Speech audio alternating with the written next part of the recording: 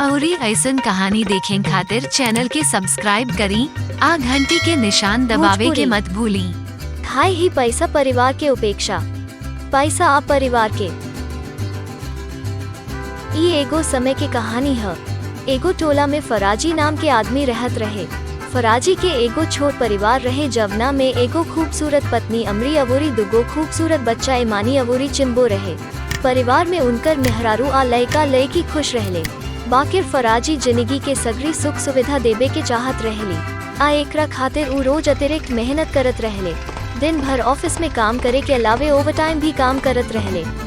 फराजी सवेरे सवेरे घर से निकलत रहले आ देर रात के घरे लौटत रहले। लयका लोग खातिर उनकर चेहरा देखल मुश्किल रहे, काहे कि जब उ सवेरे सवेरे घर से निकलत रहले त लयका लोग सुतल रहे आ देर रात घर में घुसे से पहले नींद आ जात रहे। हान अतवार का दिने उ घरे में रहत रहले, लेकिन वो दिन भी उ कुछ काम में व्यस्त रहले। आ परिवार का साथे समय बितावे का बदले उ काम पर चल जात रहले। परिवार उनका संगे समय बितावल चाहत रहे। उनकर पत्नी अमरी अक्सर घर में समय बितावे के कहत रहली। लयका लोग उनका के बहुत याद करत रहे। ओ घरी फराजी जवाब देत रहले कि हम ही सब वो लोग खातिर कर रहल बानी।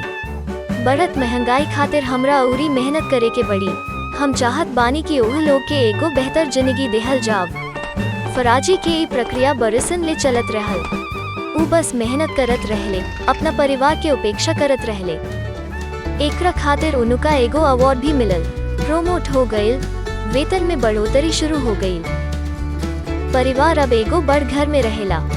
ओह लोग खातिर खाना अउरी सुविधा के कवनो कमी ना रहे, लेकिन फराजी अइसन करत रहले। फराजी के मन रहे कि अउरी पैसा मिल जाव। उनकर मेहरारू अमरी पूछतन रहली, पैसा के पीछे काहे दौड़त बाड़ू? हमनी के लगे जवन बा ओकरा से हमनी के खुश हो सकतानी। तब फराजी जवाब देत रहले कि हम दुनिया के सुख रौरा आ लयकन के देबे के चाहत बानी। चली कुछ साल अउरी मेहनत करी। अमरी चुप रहे। कुछ साल अउरी बीत गए। एक कुछ साल के दौरान फराजी अपना परिवार के संगे समय न बिता पवले। लयका अपना बाबूजी से देखे आ बतियवे खातिर तरसत रहले। यही बीच एक दिन फराजी के किस्मत खुल गई। उनकर दोस्त उनका के अपना बिजनेस में हिस्सेदारी के पेशकश कइल सा एह तरह से फराजी बिजनेसमैन बन गइलन। बिजनेस से बढ़िया मुनाफा होखे लागल आ फराजी के अब पैसा की कमी ना रहे। उनकर परिवार अब शहर के सबसे अमीर परिवार में से एगो रहे। उनका लगे तमाम सुविधा रहे, लेकिन फिर भी उनका अपना लयकन से मिले के समय ना मिलल। अब वो घर में ना रह पवले। उनकर अधिकतर समय घर से दूर बिजनेस टूर में बीतते रहे। जैसे जैसे साल बीतता गए उनकर लयका लयकी बढ़ होत गए। फराजी भी यह सालन में इतना पैसा कमात रहले कि उनकर आवे वाली पीढ़ी सुखी जीवन जी सकत रहे। एक दिन फराजी के परिवार पिकनिक पर जाके छुट्टी मनावे के योजना बनावेला। उनकर बेटी ईमानी उनका से पूछ ली, पापा हमनी के पिकनिक पर जाई जा? फराजी जवाब देहले, हन बेशक, तू काले जा।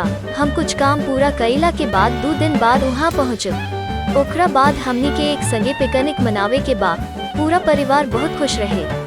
उ लोग एगो सफर पर चल गए रहे। फराजी 2 दिन बाद ओहिजा चहुक गयलन। बाकी ओह दिन उनका साथे समय बितावे वाला केहू ना रहे। दुर्भाग्य से सब लोग की मौत एगो दुर्घटना में हो गई। फराजी के कबो अपना मेहरारू आ लयकन के देखे के मौका ना मिलल। करोड़ों के धन के बावजूद उहे लोग के संगे एक पल भी खरीद नहीं न सकत। ओकरा पछतावा होखे लागल। उनका पत्नी अमरी के बात याद आ गई। पैसा के पीछे काहे भागत बाड़ू? हमनी के लगे जवन बा ओकरा से खुश हो सकतानी। कहानी के सार के बारे में बतावल गइल बा। पैसा से सब कुछ ना खरीदल जा सकेला। ऐसे पैसा खातिर परिवार के महत्व के कम मत समझी। पैसा गवावे के बाद आप वापस पा सकतानी, लेकिन प्रियजन के खोवे के बाद वो फिर कबो ना मिलेला।